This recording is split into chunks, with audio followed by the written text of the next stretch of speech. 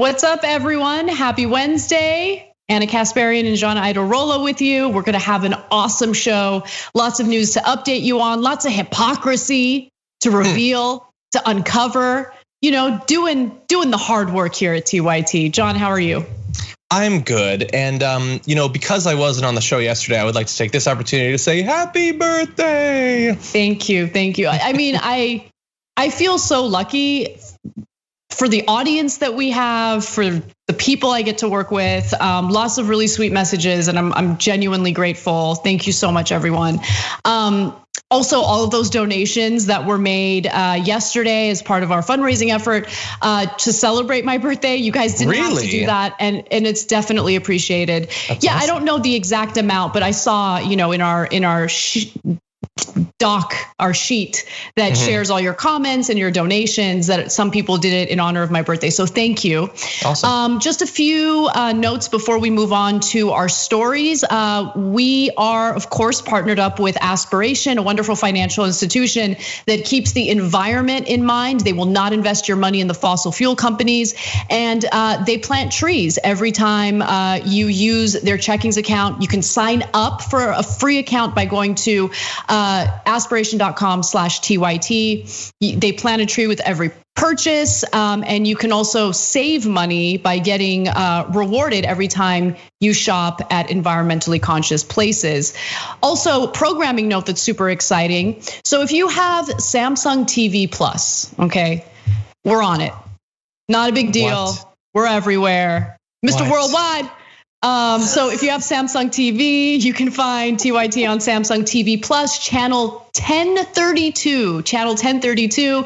The Young Turks is on there. So is the Damage Report and many of your other favorite TYT shows. So definitely check that out. Again, that's channel 1032 on Samsung TV Plus.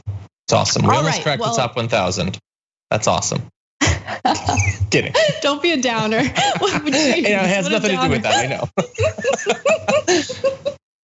Anyway, all right.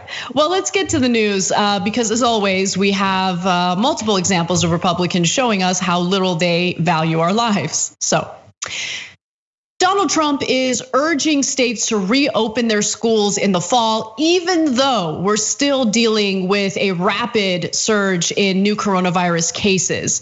So he tweeted, "All schools must reopen" on Twitter in all caps. And following that, it turned out that the state of Florida decided that they will, in fact, start opening schools back up for the fall. That story is actually a little more complicated, and there are caveats that I'll share with you in just a minute. But before I do, let's hear from Donald Trump. Let's see if he makes a persuasive case to send our children to schools while the numbers of new coronavirus cases continue to increase. And we hope that most schools are going to be open. We don't want people to make political statements or do it for political reasons. They think it's going to be good for them politically, so they keep the schools closed. No way.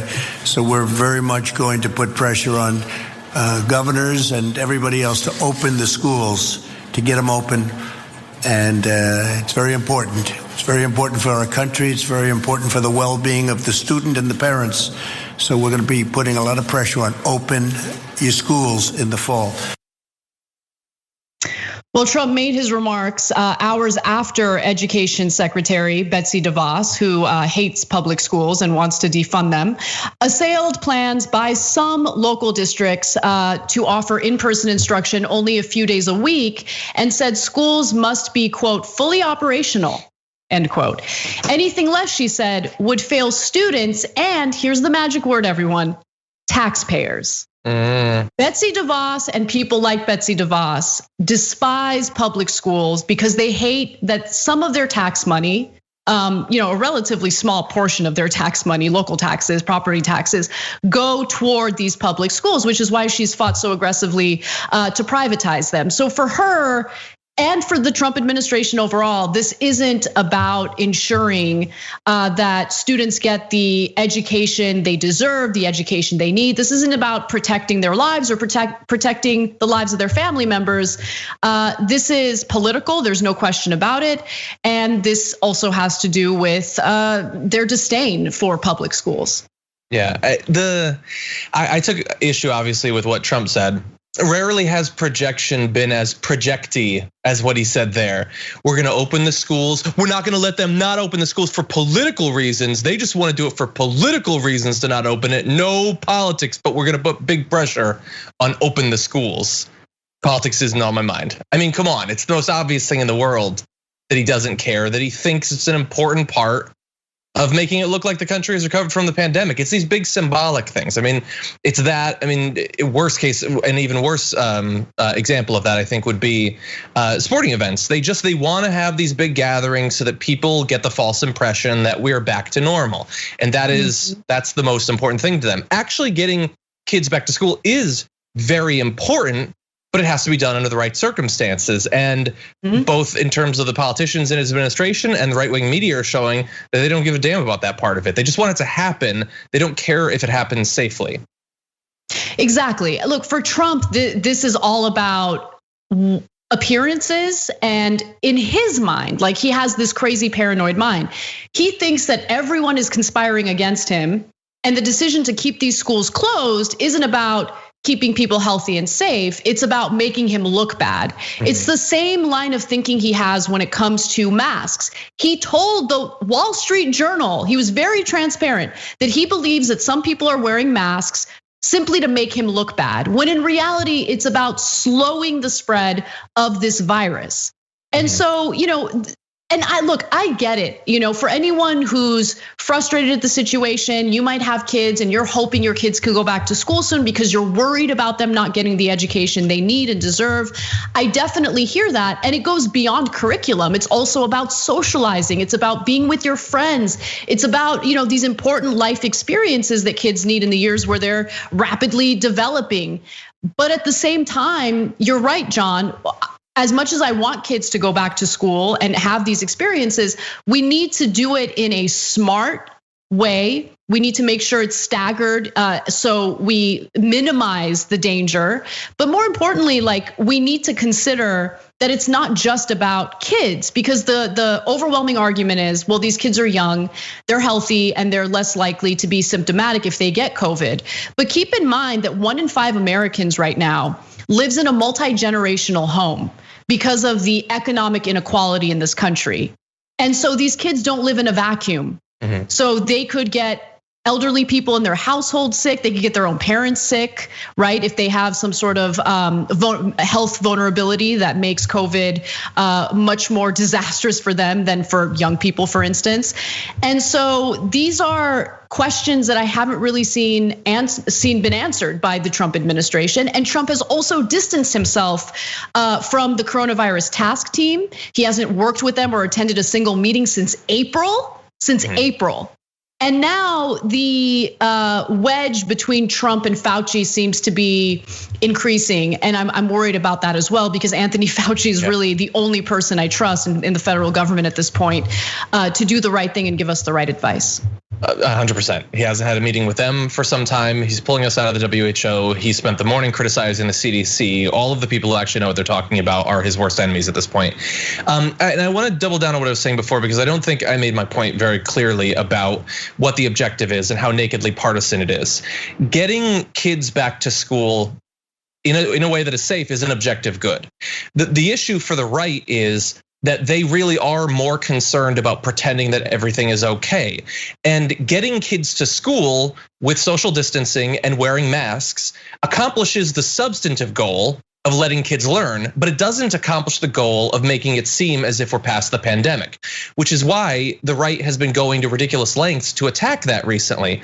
I don't think we're using the Tucker Carlson video, so I'm okay to read this quote on this. I don't think we have it. So Tucker Carlson last night said many schools that do plan to reopen will do so under a series of restrictions that have no basis of any kind in science. It's kind of a bizarre health theater. Students will be kept 6 feet apart. Everyone will have to wear a mask. Class sizes will be limited. So he's acknowledging there that what he wants, which is schools reopening, is happening. But he doesn't want it to happen if in happening, the kids have to acknowledge the pandemic. He'd previously said on March 30th, of course masks work, everyone knows that. Now they're unscientific because he and the right have trained people to think of masks as a Bill Gates 5G conspiracy. And so this is the lengths that they've gone to now, where it's not enough to get what they want, a reopened economy and schools reopened. It has to be that plus no acknowledgement whatsoever of the pandemic, no matter how many people it kills. Yeah, because it's political. This is all political. What we're hearing from the Republicans, what we're hearing from people like Tucker Carlson, it's not about, oh, we value education. It's not about keeping anyone safe. It's all about giving you this like false sense of security, of safety, and they're messing with your lives. They're messing with your children's lives.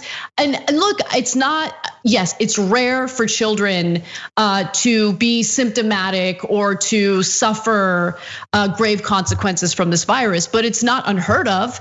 You know, what if there's a child with asthma? What if there's a child who has some sort of vulnerability that maybe even the parents don't know about yet? It's just not as safe as the right wing is making it out to be. And by the way, the Centers for Disease Control and Prevention put out guidance for schools last month, guidance that Trump hates, including staggering schedules, spreading out desks for social distancing, having meals in classrooms instead of the cafeteria, adding physical barriers between bathroom sinks, and cleaning and disinfecting surfaces. By the way, I also want you to hear the callous argument coming from people like Brian Kilmeade on Fox and Friends when it comes to the issue of opening up schools. Take a look. This is not Ebola, it's the coronavirus. Mostly the kids, 99.9% of kids will not be affected by it at all. We know about the transference, we also know about the rarity. This is a risk that has to be taken, and I think kids get used to not taking things for granted. They got the message. They're starting to play sports now in my town. The kids with special needs are beginning summer school. They're beginning to understand how to do it. For teachers, this is gonna be a challenge. They're used to clearing challenges. They don't do it for the money. They are usually extraordinarily dedicated people who are used to finding a way to get things done. We got to adapt that military attitude. They don't complain, they find a way to do it. That's madness. That was such a disgusting, callous statement, especially in regard to teachers. They don't do it for the money, they'll find a way to get it done. They just don't care about these teachers at all, by the way. Yeah. And that's one other part of the conversation that's important. It's these kids don't live in a vacuum. They also don't learn in a vacuum, right? So teachers will be at risk, and they're already devastatingly underpaid. The way that our system is run is just abusive toward them, you know? And to hear that kind of statement from Brian Kilmeade was just infuriating. By the way, so even though there's overwhelming pressure for these schools to open, keep in mind that 90% of the funding for public schools, and I'm talking about grade schools, come from the local government. Essentially, the local government gets to decide whether or not these schools open. They get to decide how these schools open. And so Texas basically said, no, we're not. And I give them credit for that. Florida, on the other hand, was like, yeah, we're gonna totally open our schools. We're gonna totally do it in the fall. That's it. Brick and mortar schools will be open 5 days a week. Everything's good. And then like behind the scenes, local administrators and superintendents are like, so like, you guys can decide if it's right for you, okay? Like, because they don't want to upset Trump. It's like the best example of right-wing weakness and just how pathetic they are when it comes to Trump being a bully. Yeah. All right, well, go ahead. No, it's okay. I know we have a lot to get to. All right, so there is one other Trump school-related story I want to talk about, and it has to do with colleges. So Harvard and MIT are suing ICE and the Department of Homeland Security over new immigration regulations that would negatively impact foreign students who are going to universities in the United States. The rule requires foreign students to either transfer to another college or leave the country entirely if the university they're attending is holding classes online entirely through the pandemic. So the argument here by the Trump administration is, well, if you can take these classes online, there's really no reason for you to be here in the United States. So Harvard and MIT have filed a lawsuit. The suit filed in the US District Court in Boston is seeking a temporary restraining order against the new rule, citing the health and safety risks of the global pandemic and claiming that ICE's decision aims to force universities to open in the fall. So the lawsuit specifically states the ability to provide remote education education during the pandemic is of paramount importance to universities across the country. For many students, returning to their home countries to participate in online instruction is impossible, impracticable.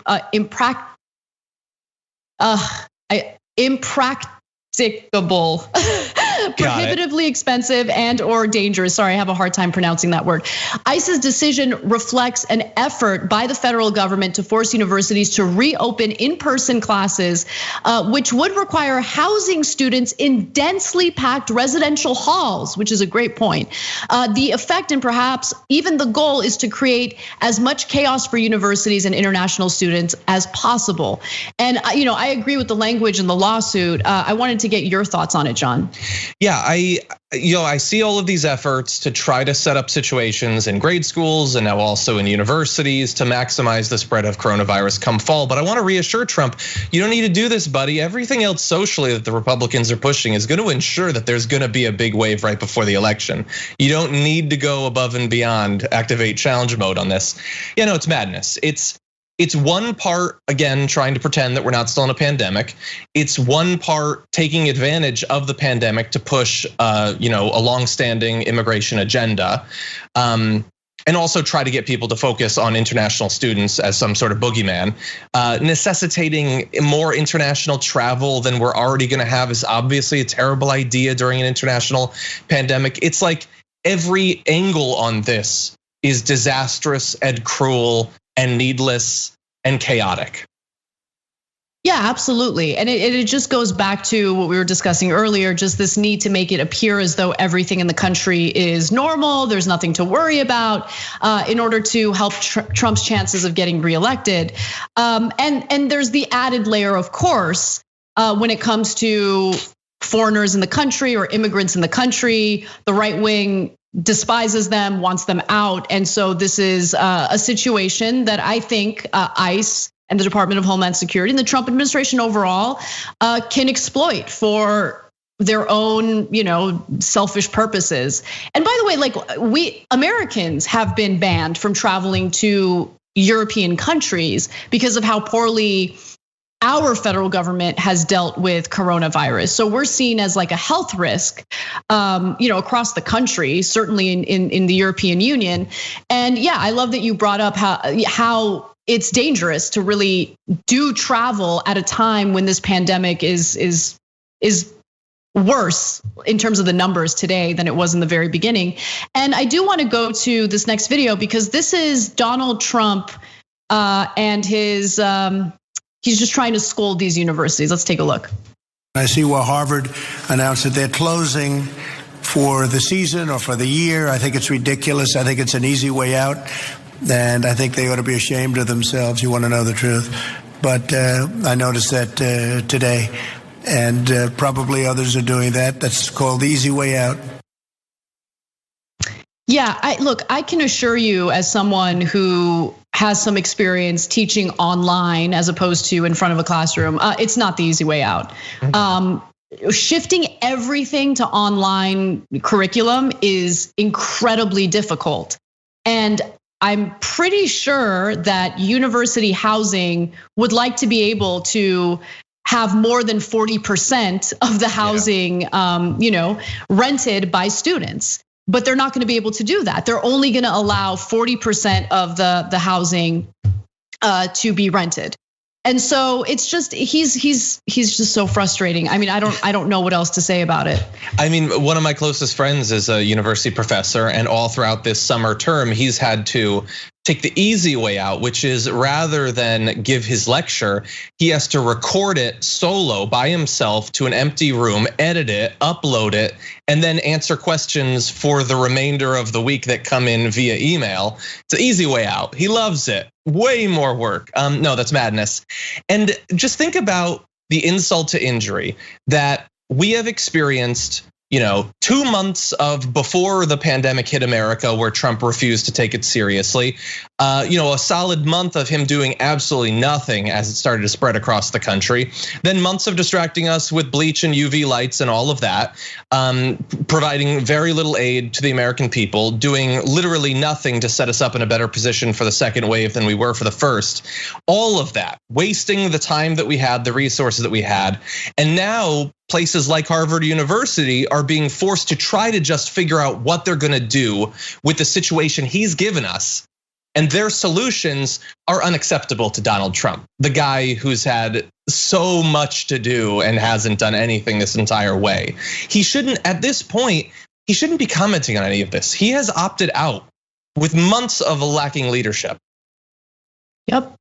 Hasn't attended a single coronavirus task force meeting since April. We're now in July. So he has no interest in doing the right thing. He has no intellectual curiosity or any initiative when it comes to combating this pandemic. And it really is shameful. We do have to take a break. When we come back, I will give you multiple examples of Republicans telling you that everything's okay when it comes to coronavirus, but then their actions indicate that it is serious and they themselves are taking it seriously. We'll give you that and more when we return. Hey. We need to talk about a relatively new show called the Republic, or UNFTR. As a Young Turks fan, you already know that the government, the media, and corporations are constantly peddling lies that serve the interests of the rich and powerful. But now there's a podcast dedicated to unraveling those lies, debunking the conventional wisdom. In each episode of the Republic, or UNFTR, the host delves into a different historical episode or topic that's generally misunderstood or purposely obfuscated by the so-called powers that be, featuring in-depth research, razor-sharp commentary, and just the right amount of vulgarity. The UNFTR podcast takes a sledgehammer to what you thought you knew about some of the nation's most sacred historical cows. But don't just take my word for it. The New York Times described UNFTR as consistently compelling and educational, aiming to challenge conventional wisdom and upend the historical narratives that were taught in school. For as the great philosopher Yoda once put it, "You must unlearn what you have learned." And that's true whether you're in Jedi training or you're uprooting and exposing all the propaganda and disinformation you've been fed over the course of your lifetime. So search for UNFTR in your podcast app today and get ready to get informed, angered, and entertained all at the same time.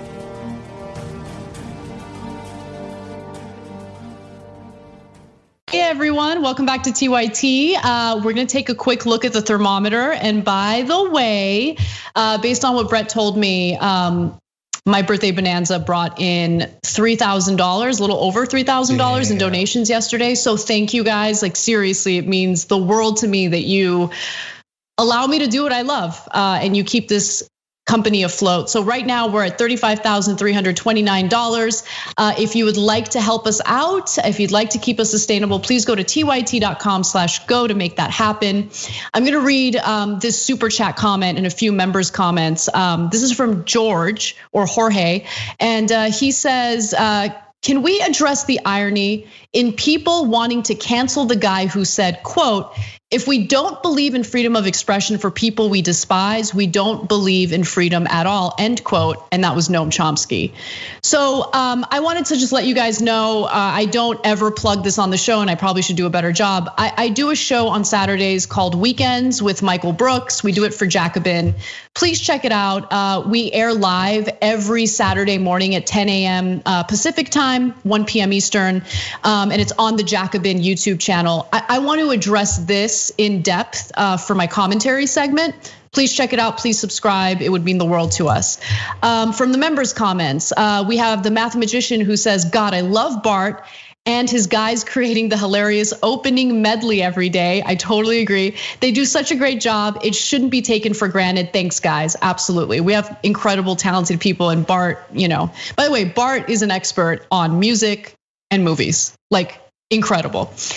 Mickey C says, we'll agree to schools opening when Barron, Trump's grandchildren, and the offspring of our leaders go to public school. Well, I'm glad that you brought that up, Mickey C, because the hypocrisy is real, and the next two stories really do show that. So let's do it. The Republican governor of New Hampshire is encouraging Donald Trump to hold a campaign rally in his state, even though COVID-19 and new cases for COVID-19 continue to surge. Now, it seems like Governor Chris Sununu, though, does understand the severity of this virus based on the fact that he will, not attend. He will not attend this rally. So here's what he said. I will not be in the crowd of thousands of people. I'm not going to put myself in the middle of a crowd of thousands of people. Unfortunately, I have to be extra cautious as the governor. I try to be extra cautious for myself, my family. Oh, that's interesting, but you're not urging the people that you represent. Yeah. You're not urging them to take care of themselves and their families, to be extra cautious.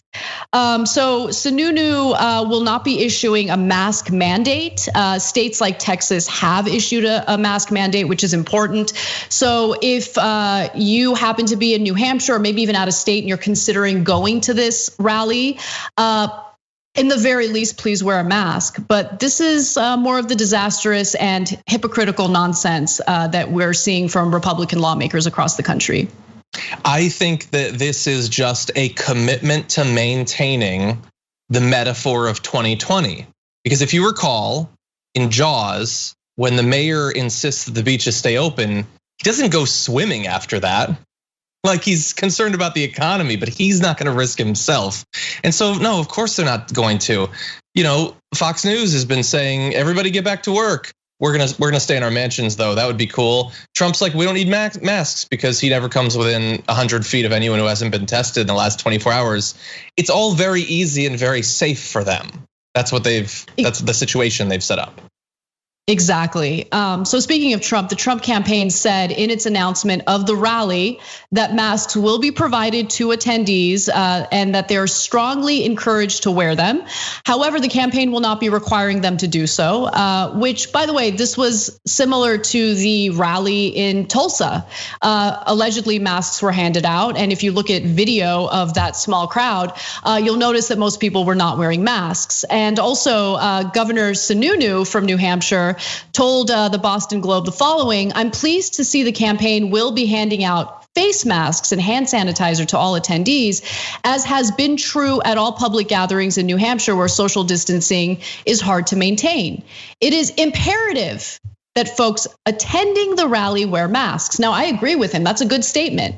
A good way to ensure that people are wearing masks is to issue a mandate. Yep. But he is not interested in doing that because everything coming from the right wing in this country right now in response to the pandemic is political. And it's political and it's cowardly and it's fake. This morning, look, any Republican politician or Fox News host that tells people you should wear a mask, good. I know Jeanine Pirro has been posting photos of herself wearing one and getting attacked for it with conspiracy theories and all that. Hogan Gidley was on Fox and Friends this morning saying, at all of Trump's rallies, we're handing out masks and all of that. Yeah, how's that working in terms of people actually wearing them? We've seen the video. They don't. It would be very easy to get them to. Trump could go on the rally stage and say, you need to wear a mask, okay? If you're at all responsible, at all serious, if you get this whole thing I'm trying to do, you need to protect yourself and your families by wearing a mask. And they would put on a mask because that's how cults respond to dictates from their leader. He chooses not to do that. And then provides just enough, one interview on the weekend where he says, oh, I'm all for masks, but he would never ask his followers directly to do it. It's pathetic and cowardly. Yeah, absolutely. And look, Trump told the Wall Street Journal, I know I keep repeating this, but it's important to understand what goes on in his head and why he does the things he does. He told the Wall Street Journal that he believes that people wear masks to make him look bad and hurt his chances of getting reelected. So if you are the type of person who is such a fan of Donald Trump that you're motivated to go to this rally, you're not gonna wear a mask because you've already, your brain has been primed to think that wearing a mask is gonna make the person you want to be president for the next 4 years look bad. So, look, Trump is not a leader in any way, shape, or form. A leader doesn't just think about himself, especially someone who is supposed to be, a representative, someone who's serving the country. He's not serving the country at all. He's only thinking about how anything he does will impact him or impact his chances of getting reelected. And by the way, he just seems miserable all the time. I'm actually pretty shocked that he wants to get reelected so badly. I mean, I feel like he's in a constant state of panic and distress. Yeah. And that's been the only thing that's given me solace throughout this last 3.5 years. But that's what's going on through his mind while people are suffering from all the bad decisions he's made. Well, let's move on to another case of a hypocritical politician. Texas is planning to hold its in-person convention despite the risks associated with the ongoing pandemic. Now, as we all know, Texas is one of the states that is experiencing a pretty devastating surge in new coronavirus cases. But what really stands out about this story is that while the Texas Republican Party insists on holding this event in person, state politicians will participate remotely. So elected officials, according to the Texas Tribune, including Governor Greg Abbott and Lieutenant Governor Dan Patrick, will be giving their scheduled speeches virtually. In fact, the Texas GOP executive director, Kyle Whatley, says the following: all the elected officials are switching from a live in-person speech to videos. They're doing that for us in order to focus all the attention on the business of the meeting and to get everybody in and out of here as quickly and as safely as possible. It's a cute little excuse. No one's buying it. I'm especially not buying it, John, because if I can recall correctly, Lieutenant Governor Dan Patrick wanted every state to reopen immediately. He wanted the economy to reopen immediately and was very upset that as an older gentleman, he wasn't asked if he would be willing to put his life on the line to save the economy. I don't know. Do I remember that correctly? Let's watch the evidence. No one reached out to me and said, as a senior citizen, are you willing to take a chance on your survival in exchange for keeping the America that all America loves for your children and grandchildren? And if that's the exchange, I'm all in. And that doesn't make me noble or brave or anything like that. I've talked to hundreds of people, Tucker, and just in the last week, and making calls all the time. And everyone says pretty much the same thing. My message is that let's get back to work. Let's get back to living. Let's be smart about it. And those of us who are 70 plus, we'll take care of ourselves, but don't sacrifice the country. This disease could take your life, but that's not the scariest thing to you. There's something that would be worse than dying. Yeah. Oh. What happened? What happened, Lieutenant Governor Dan Patrick? We're asking you, right? I mean, the state, the GOP's the state's GOP has decided they want to do this in-person convention. They think it's important. Isn't it Lieutenant Governor Dan Patrick's job to address the people, to address his party? Lead by example. We're asking you to, but of course he won't, because he knows. He knows, just like every other Republican politician in this country, that this virus is not a joke, that it could kill members of their families or kill them, considering their age.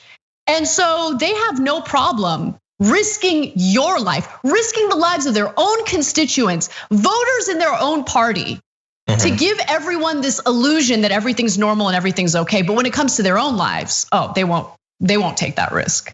It's just pathetic. And I'm so glad. As soon as it started to play, I remember that video. I had forgotten about it. You're right that he's very pathetic. The idea that he would sketch out a hypothetical that no one is asking him to do and then say, is my willingness to hypothetically do this brave?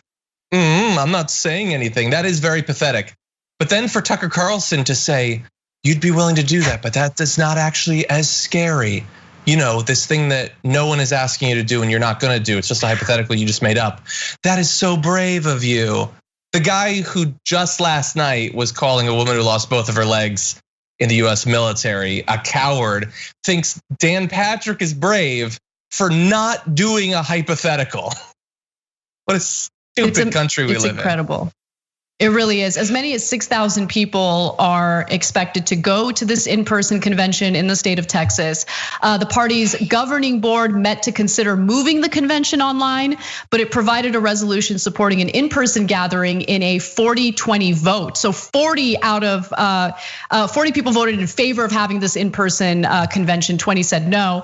After that vote, at least two groups, the Texas Medical Association and the Texas Craft Brewers Guild, interesting difference there, by the way, the two groups have withdrawn as sponsors for the event. Both cited safety concerns because Houston is one of the country's hotspots for the virus. So again, listen, if you're magically and miraculously on the right wing and you like to hate watch this show, even if we disagree politically, please, if you're gonna go to this, don't. Just keep yourself safe, socially distance. We need to get a grasp, a handle on this virus. And it's just devastating to see people in your party, leadership in your party not care about your life. This is the reality you're dealing with. Yeah. Anyway, we do have to take a break. When we come back, a pretty disastrous Supreme Court ruling that I'll share with you. And of course, more news. Come right back. What's up, everyone? Welcome back to TYT. Anna and John with you. Quick, I'm gonna go through. At TYT, we frequently talk about all the ways that big tech companies are taking control of our online lives, constantly monitoring us and storing and selling our data. But that doesn't mean we have to let them. It's possible to stay anonymous online and hide your data from the prying eyes of big tech. And one of the best ways is with ExpressVPN. ExpressVPN hides your IP address, making your activity more difficult to trace and sell to advertisers. ExpressVPN also encrypts 100% of your network data to protect you from eavesdroppers and cyber criminals. And it's also easy to install. A single mouse click protects all your devices. But listen, guys, this is important. ExpressVPN is rated #1 by CNET and Wired magazine. So take back control of your life online and secure your data with a top VPN solution available, ExpressVPN. And if you go to expressvpn.com/TYT, you can get 3 extra months for free with this exclusive link just for TYT fans. That's expressvpn.com/TYT. Check it out today. For comments, Mondo Libre says, how quickly can Biden fire Betsy DeVos? That woman is so disgusting. I think immediately. I mean, didn't Trump fire a bunch of Obama era officials immediately? She wouldn't carry over. No, I don't think so. No. Yeah. Dan, I am Sock writes in and says, Dan Patrick says, probably she won't carry over. He could bring back some Republicans for his own administration.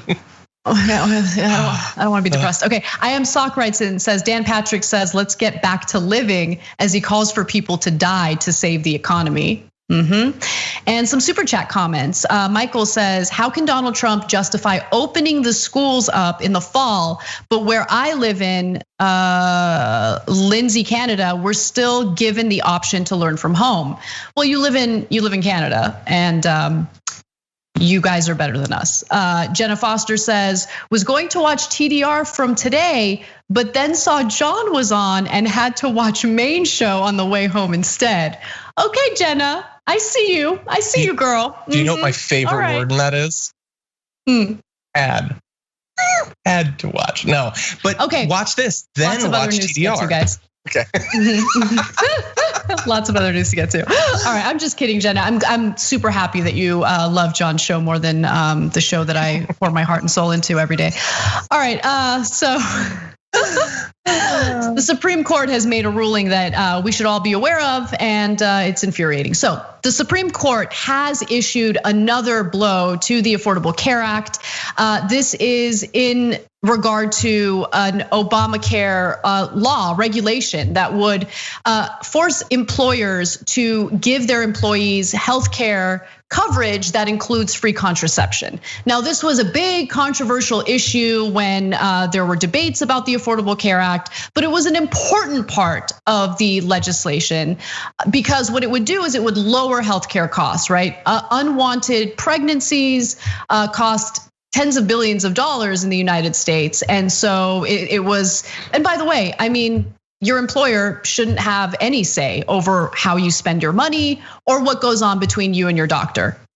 So things aren't looking good for the Affordable Care Act. Remember, the Trump administration is also challenging the entire law and trying to repeal it through the Supreme Court. So this is not looking good, but here's what we know so far. The Supreme Court on Wednesday voted 7-2 to uphold rules established by the Trump administration that would allow employers with sincerely held moral or religious objections to deny their employees access to free contraceptive coverage. According to government estimates, the religious exemption would lead to possibly as many as 125,000 women losing their coverage. That number seems incredibly low to me, to be honest with you. I think the number is actually higher than that. But I just think it's fascinating that at a time when there is overwhelming evidence indicating that Republicans, conservatives, they don't care about our lives because they would rather send us back to schools early or reopen the economy early in the middle of a pandemic. Like, how are they making the argument that like, no, we're pro-life and that's why we're fighting this. That's why we're doing it. No, you're not pro-life. Like the Republican Party is not pro-life. This pandemic proves it. This pandemic proves it, period. But anyway, this just, it infuriated me because we should not be insured through our employers anyway. And the fact that corporate Democrats have fought Medicare for all or single payer healthcare so aggressively, and they kept like boasting about employer provided healthcare is infuriating because they helped to, steer us in this direction. Even though they're in favor of free contraception, it doesn't matter. When you get to the situation where employers are providing the healthcare, yeah, it gets super messy. And of course, they're gonna pretend like they have religious beliefs, so they don't have to provide the free contraception. What I mean, I guess I understand in terms of cover, but other than for cover, what is the purpose of the word sincerely held there? How would you establish that? How would you, like maybe one-on-one talking to someone, you could get a sense of it. But how is the Supreme Court, after multiple years of a case working its way up through the courts, a person going through this whole legal process, and then they stand there, you're gonna tell me whether it's sincerely held or not? It's BS. It's supposed to make it seem like more than what it is, which is your opinion that you have. Except your opinion is sincerely held. It's a very deep thing. It's not like some other person who wants to discriminate against these people, but not for objectively religious reasons. It doesn't mean anything except to make it seem more impressive and sacred than what it actually is, which is the stripping away of someone's rights. Yeah, there was a lower court ruling on this very issue, and obviously it unfortunately worked its way up to this highly conservative Supreme Court.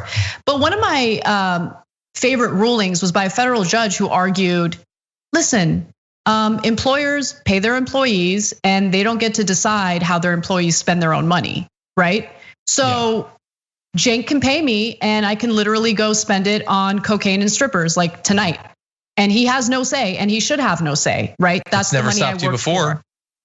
For. The benefits that come along with your place of work shouldn't be basically healthcare specifically. Like your employer does not get to decide or should not be able to decide what goes on between you and your doctor, what you decide to do health-wise, what's best for you when it comes to contraceptives.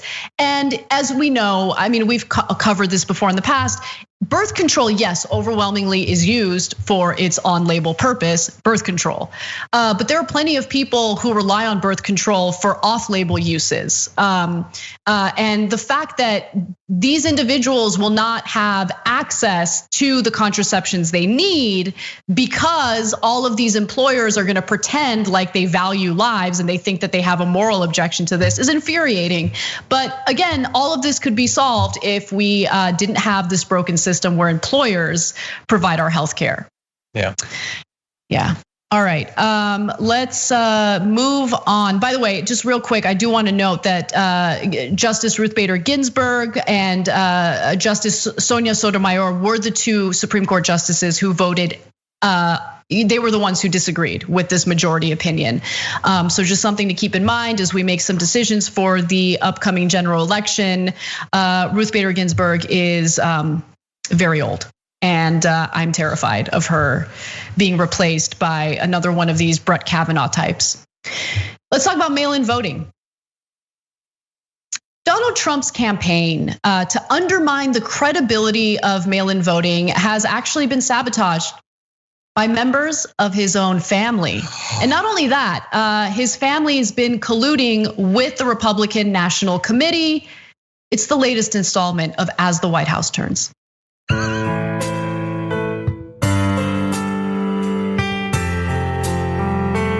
Some very big mistakes. I asked for his resignation. I'm disappointed in the Attorney General.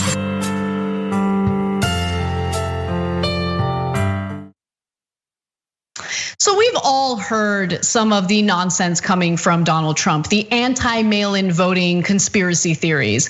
Here's one example. He tweeted, rigged 2020 election, millions of mail-in ballots will be printed by foreign countries and others. It will be the scandal of our times.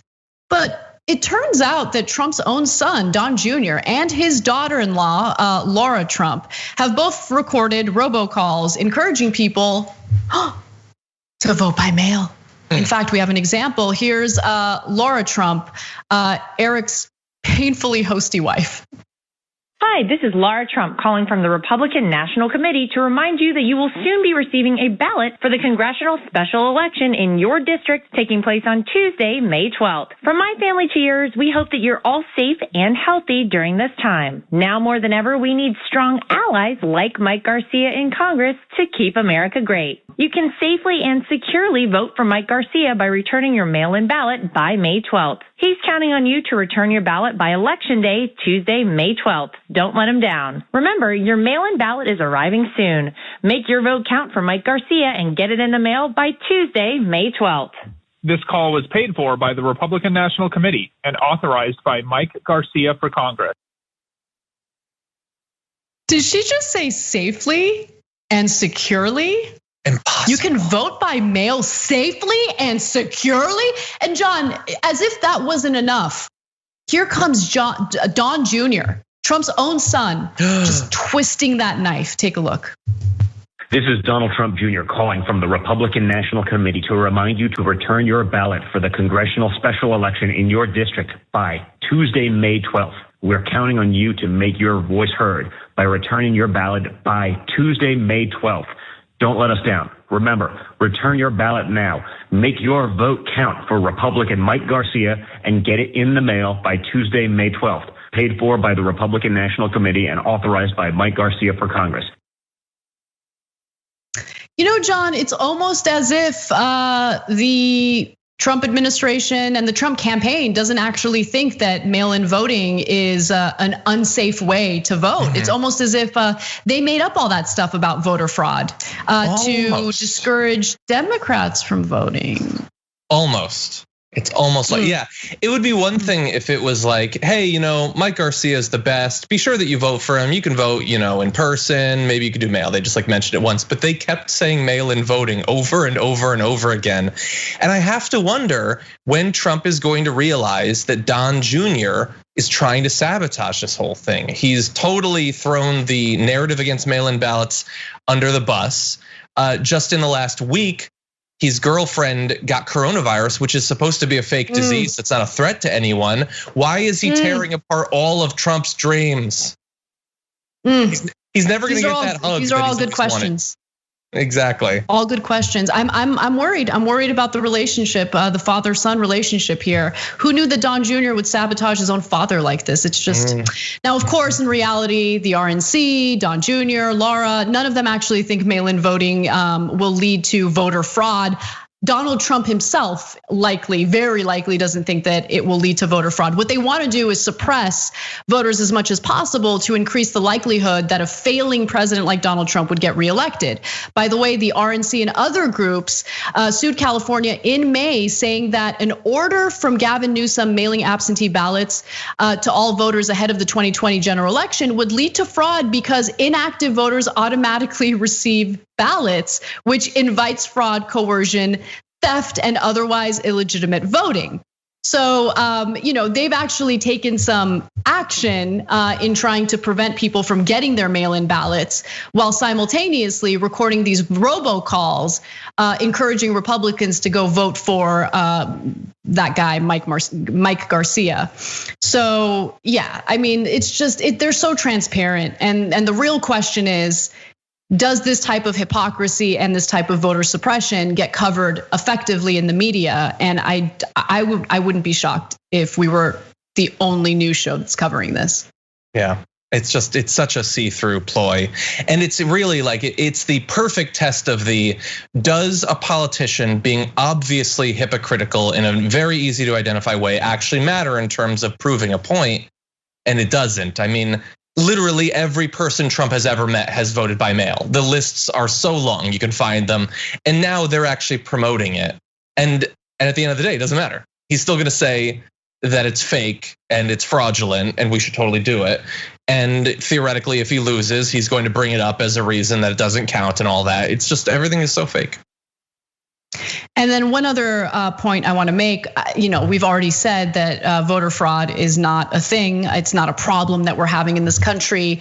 And so there is an ultra conservative group known as the Heritage Foundation, and there's no fraud.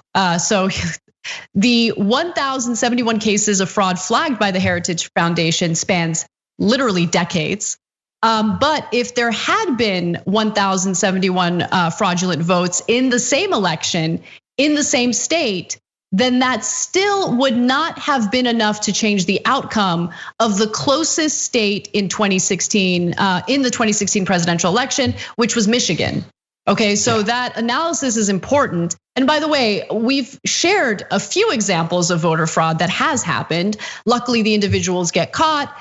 We don't want voter fraud of any kind, but the vast majority of cases have been Republicans committing the voter fraud.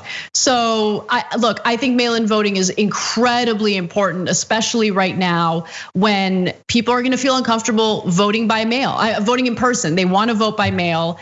Older people deserve that right. Everyone deserves that right, but particularly people who are more vulnerable to this coronavirus. Yeah, I'm not. We have like 45 seconds left. Oh yeah, that's a good point. But no, I'll let you guys know that the post game is going to be bananas today. We are going to ask an important question about whether there are racists in California. I don't know. What do you guys think? We're going to cover that. We'll cover lots of other stories, including Peter Navarro from the Trump administration. Is he drunk or is he just weird? We answer the important questions in the post game. Become a member, go to tyt.com/join and make sure you subscribe to Damage Report. That's John's show. It's absolutely fantastic, to the point that some of the members only want to watch that. We'll see you soon. Thanks for listening to the full episode of the Young Turks. Support our work, listen ad-free, access members-only bonus content, and more by subscribing to Apple Podcasts at apple.co/TYT. I'm your host, Cenk Uygur, and I'll see you soon.